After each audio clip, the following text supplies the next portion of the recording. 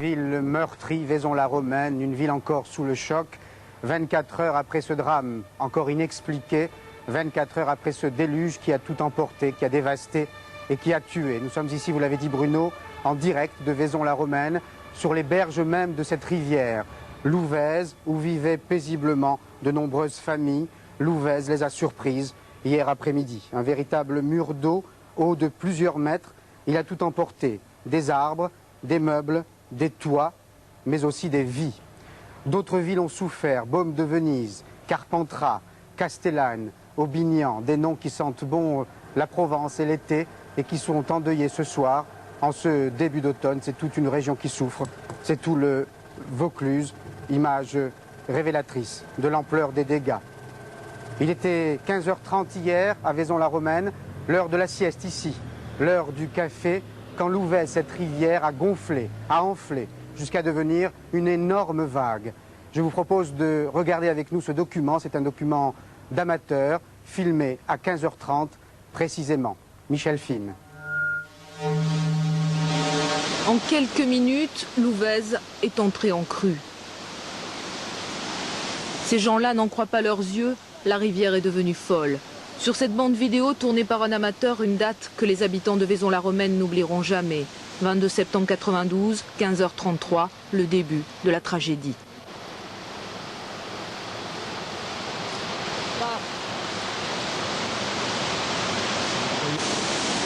La suite, le caméraman amateur n'a pas pu la filmer. Quelques minutes après le tournage, sa caméra disparaissait emportée par les eaux. Il avait juste eu le temps de sauver la cassette. À la douleur muette de toute une population ce soir s'ajoute l'incompréhension. Que s'est-il passé vraiment? Pourquoi cette averse a-t-elle à ce point enflé Louvèze? Récit d'un après-midi de cauchemar et d'une journée de cauchemar. Patrice Velay, Jean-François Georgetti. Vous voyez les gens emportés par l'eau et puis on pouvait rien faire, j'avais pas de corde, j'avais mon bébé dans les bras. Je dis ma peau, je pourrais la sauver parce que je sais nager, je m'accrocherai peut-être. Mais est-ce que j'aurai le courage de porter mon bébé hors de l'eau? C'est ça que j'avais peur, c'est de ne pas pouvoir le garder hors de l'eau. Et puis malheureusement derrière, bon, j'ai appris hier, il y a 2 bébés qui sont morts et puis c'est ce qu'il y a de plus dur, quoi. Le retour à la vie, tant bien que mal. Le temps de sauver quelques souvenirs pour se consoler d'une mémoire perdue. L'eau, la boue ont presque tout détruit sur leur passage. Un torrent incontrôlable. Pour preuve, ce pont dévasté. Louvèze, en furie, n'a rien épargné. Ni les maisons du bas Vaison, ni les habitants perchés sur les toits. Dernier refuge, désespérés. Il y avait de l'eau jusqu'au niveau des génoises de la maison. Et tout d'un coup, la maison s'est mise à bouger sur ses fondations, le toit a tremblé et toute la famille a été emportée dans les eaux.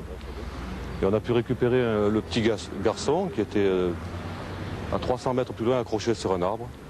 Mais le reste de la famille, on n'a pas de nouvelles.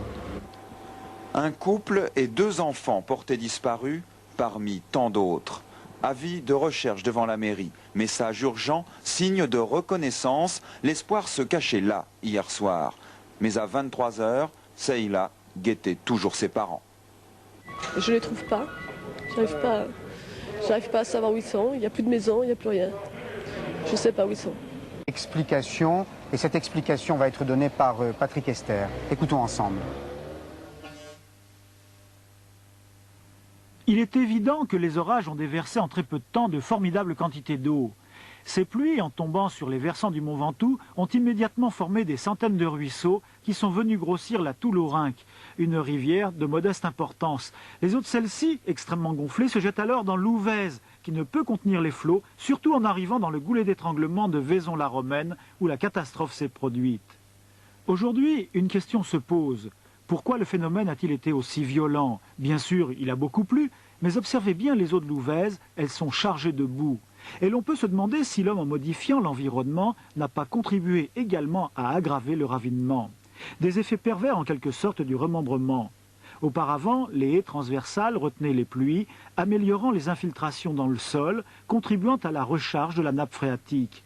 L'eau de pluie mettait un certain temps à rejoindre la rivière.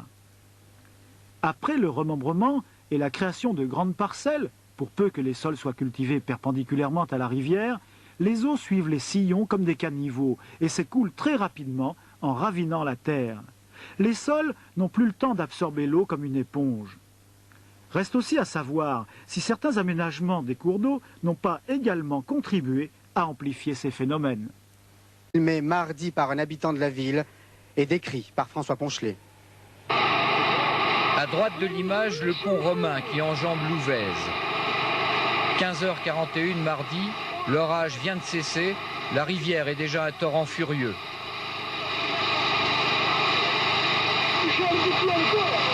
Plus bas dans la vallée, les voitures garées sur un parking sont emportées.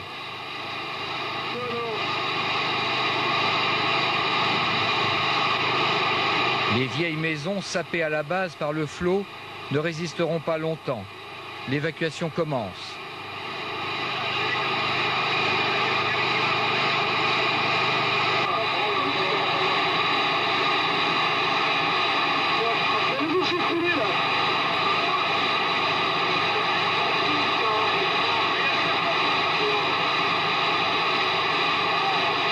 Le torrent charrie des arbres, des toitures arrachées, rien ne résiste à son passage.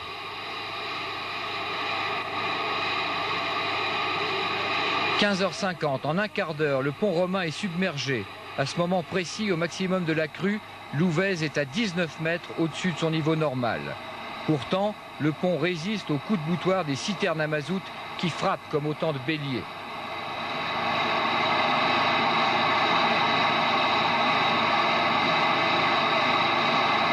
Sur la rive en face, une maison va s'écrouler devant l'objectif de Robert Gaillard, notre caméraman amateur. Il filme sans discontinuer, sans réaliser l'ampleur du drame qu'il fixe en images.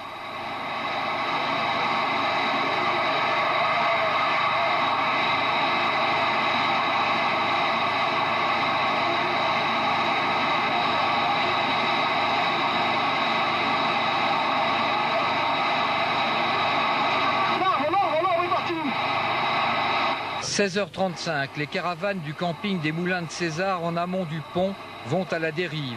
Le caméraman entend des cris, l'horreur.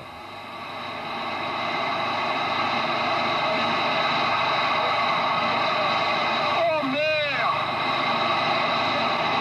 Dans la débâcle, chacun lutte comme il peut pour faire quelque chose, tout simplement. «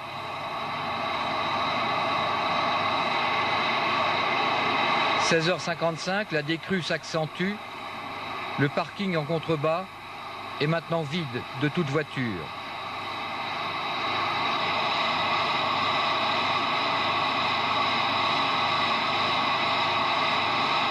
Dans le ciel encore lourd de Vaison-la-Romaine, premiers hélicoptères, premiers secours, la sécurité civile mesure l'ampleur du désastre.